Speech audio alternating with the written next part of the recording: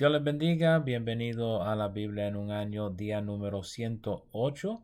Estamos en el libro de Éxodo y vamos a estar contemplando en el día de hoy los capítulos 38 al 40 de Éxodo y después vamos a entrar en los primeros dos capítulos de Levítico, ya que hoy es domingo y nos tocan 5 capítulos.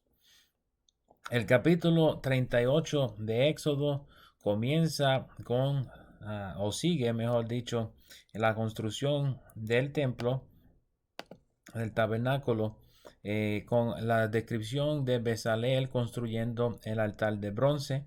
Recuerden que el altar de bronce era más o menos 7 pies y medio por 7 pies y medio y unos 4 pies y medio de alto. En la foto pueden ver ahí más o menos cómo sería el altar de bronce con sus 4 cuernos en las esquinas y con sus varas puestas para moverla cuando fuera necesario. El verso 8 es breve pero importante. El verso 8 menciona cómo Bezaleel forma la fuente de bronce. Pueden notar que la fuente es hecha de los espejos de las mujeres quienes velaban a la puerta del tabernáculo. Esto compara con lo que dice Santiago de mirar a la palabra como en un espejo y refuerza también lo que mencionamos previamente, lo que dice Pablo en Efesios capítulo 5 verso 26 acerca del lavamiento en agua con respecto a la palabra de Dios. En esta imagen pueden ver el diseño distinto a lo que habíamos mostrado que era utilizado en el templo. En el tabernáculo era parecido a como están viendo aquí. Pueden notar arriba para lavarse las manos y hay agua abajo para lavarse también los pies.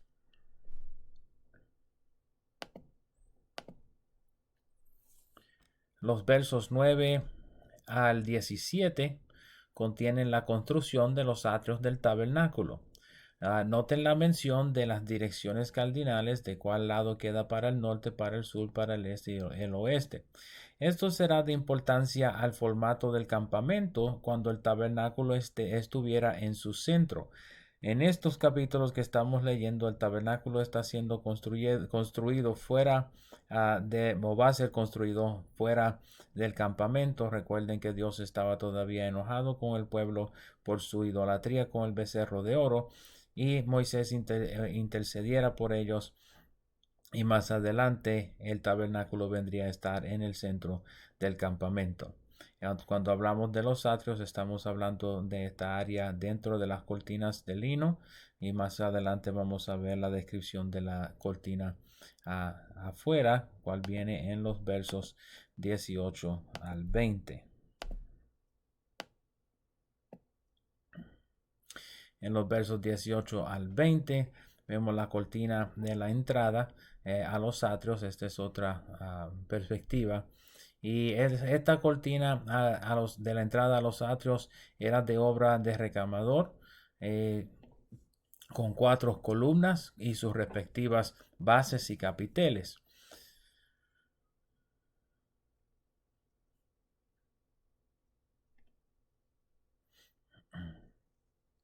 Todas las estacas del tabernáculo, como pueden ver en todos los hilos que aguantan o sostienen las paredes o las cortinas, todas las estacas eran de bronce y pueden ver que habían bastante de ellas.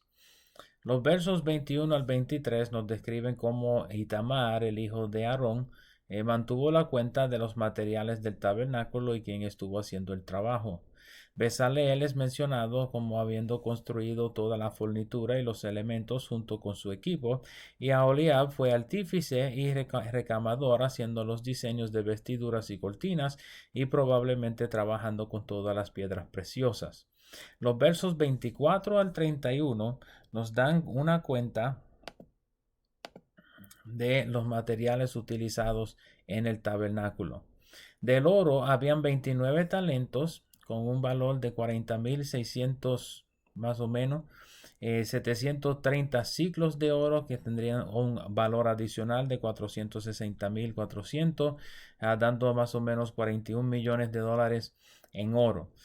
Plata sería 100 talentos, que eran 1.650 o 1.650.000 dólares, y 1.775 ciclos, que añadirían unos 568.000 dólares a eso que estamos hablando en plata, a 2.2 millones más o menos. Noten el censo mencionado en esta sección, que habían 603.550 personas israelitas mayores de 20 años. De bronce tomaron 70 talentos y 2.400 ciclos. El valor del bronce es mucho menos de los otros metales. Bronce es una mezcla de cobre con otros elementos para fortalecerlo, ya que el cobre es bastante blandito solo. En total, el bronce sería unos 18.000 dólares, y estamos hablando en metales nada más de 43.300.000 dólares. El equivalente moderno de los metales utilizados solamente en el tabernáculo. De nuevo, solo los metales, no estamos hablando de las cortinas y de todos los demás, a las pieles y los vestidos, las piedras preciosas. Se dice que incluyendo todos los demás y la mano de obra para el tabernáculo hubiese tenido un costo de 100 millones o más. El capítulo 39 comienza con las vestiduras del sumo sacerdote, que hemos hablado previamente. Los versos 1 al 31 todos tienen que ver con lo que ven en esta imagen. Es la vestimenta del sumo sacerdote. La vestimenta en esta imagen es un poco menos ornato de lo que algunos modelos muestran. Como hemos mencionado previamente, la vestimenta del sumo sacerdote actualmente comparaba con las vestimentas de los reyes, y actualmente hay un rey que se despoja de su vestimenta y viste de sumo sacerdote con motivo de lucir mejor. En los versos 1 al 31, como dije, me dan detalles bien particulares sobre cómo era el diseño de la vestimenta del sumo sacerdote, y el hecho de que el libro tomara tanto tiempo describiendo la vestimenta del sumo sacerdote indica que hay mucho simbolismo dentro de esta vestimenta. Para nuestros propósitos estamos cubriendo la lectura y no vamos a entrar con lujo de detalles en todos sus sentidos, pero deben notar las 12 piedras en el pectoral, y las 12 piedras, cada una representa una de las 12 tribus de Israel. Los versos 32 al 43 dan un resumen de todo lo que hicieron en la construcción del tabernáculo, y pueden notar en el verso 43 que Moisés mismo vio todo y era según Jehová había mandado, y Moisés entonces bendice la obra del tabernáculo. El capítulo final, el capítulo 40, que es el fin de Éxodo, en los versos 1 al 3 nos habla acerca de la implementación del templo. Vamos a otra vez. De la implementación del templo. Y deben notar en el verso 15 que el sacerdocio de Aarón había de ser un sacerdocio perpetuo por su linaje, por sus hijos. Vamos a ver más adelante que ese no es el caso por los pecados de sus hijos. Y por esto es que entonces Jesús viene por el linaje mejor de Melquisedec. Vemos entonces en el verso 1 y el verso 17 que el tabernáculo fue erigido la primera vez en el primer día del primer mes del segundo año. Esto quiere decir que fue construido 9 meses luego de llegar a Sinaí. El verso 20 menciona que el testimonio fue puesto dentro del arca. El testimonio son los 10 mandamientos, según fueron mencionados previamente en el capítulo. En los versos 34 al 38 vemos entonces la nube de gloria que viene sobre el tabernáculo y reposa sobre el tabernáculo, de manera que Moisés mismo no puede entrar a ministrar en el tabernáculo. Eso nos trae a la conclusión del libro de Éxodo, y vamos entonces a entrar al segundo libro, perdón, al tercer libro del Pentateuco, cuál es Levítico. Levítico es un libro bastante laboroso para leer porque contiene una multitud de leyes y reglamentos específicamente para los levitas. Por eso su nombre Levítico. Pero no obstante, vamos a leer y dar lectura a todos los capítulos de Levítico, comenzando en el día de hoy con el primero, en el cual vamos a aprender acerca de los sacrificios sobre el altar de bronce. En los versos 1 al 9 habla específicamente sobre las ofrendas de holocaustos, particularmente si son becerros. Los primeros 3 versos dan reglas sobre las ofrendas, cuales van a aplicar a todos los versos en este capítulo. De importancia sobre las ofrendas del holocausto, y pueden notar aquí que el sacerdote está bastante cerca de ese altar. Imagínense que un fuego ardiendo a esa cantidad, esa capacidad dentro de ese altar, y el altar mismo siendo de bronce, sería demasiado caliente para estar trabajando todo el día. Era una obra bastante laborosa. Podemos ver en el verso 4 en la manera en la cual se hacía o se llevaba a cabo la ofrenda, poniendo la mano sobre la cabeza de la ofrenda del holocausto por expiación.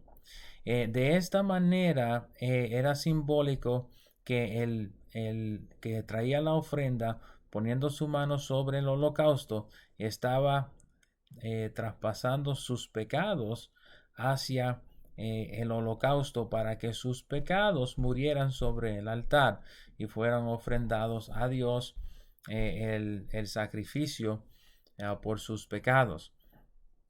No era sustitución, sino expiación. O sea que el motivo del sacrificio era deshacer las obras del pecado. Esto se hacía poniendo la mano sobre la cabeza del animal que se había a ofrecer de holocausto.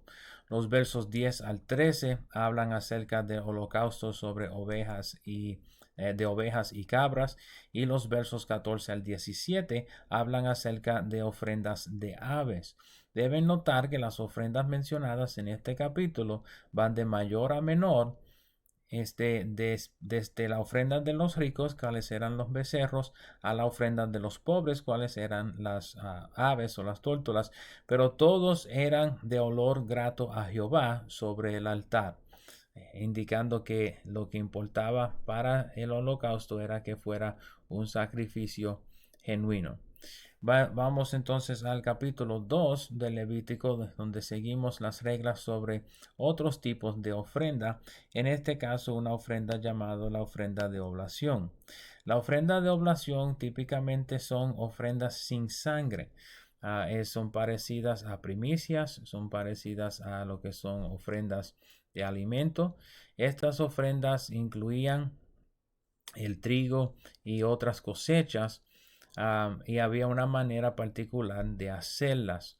El verso 1 y 3 del capítulo 2 menciona particularmente las ofrendas de oblación, cuáles eran las que se ofrecían derramando aceite por encima de ellas, y podían ser ofrecidas en holocausto, algunas de ellas. Los versos 4 al 10 nos hablan acerca de la ofrenda cocida en horno, y noten que parte de esa ofrenda es para los sacerdotes y parte es quemada sobre el altar. En los versos 11 al 13 hay una especificación de que la levadura y la miel no se habían de ofrecer sobre el altar de bronce, pero sí podían ofrecerse como primicias a Jehová. Más adelante vamos a estar cubriendo las primicias, y particularmente la fiesta de primicias, y que simbolizaban para Dios. Noten en los versos 12 y 13 que toda ofrenda se tenía que sazonar con sal. Toda ofrenda sobre el altar tenía que ser sazonada con sal. Vamos a hablar más adelante lo que significa el pacto de sal, y que también es parte del libro. Y en los versos 14 al 16 habla acerca de la ofrenda de primicias a Jehová y cómo se había de presentar. Estos son los últimos 3 capítulos de Éxodo y los primeros 2 capítulos de Levítico. Espero que sigan hacia adelante y que el video le haya sido de bendición. Nos veremos por esta parte otra vez mañana. Dios me los bendiga, Dios le guarde.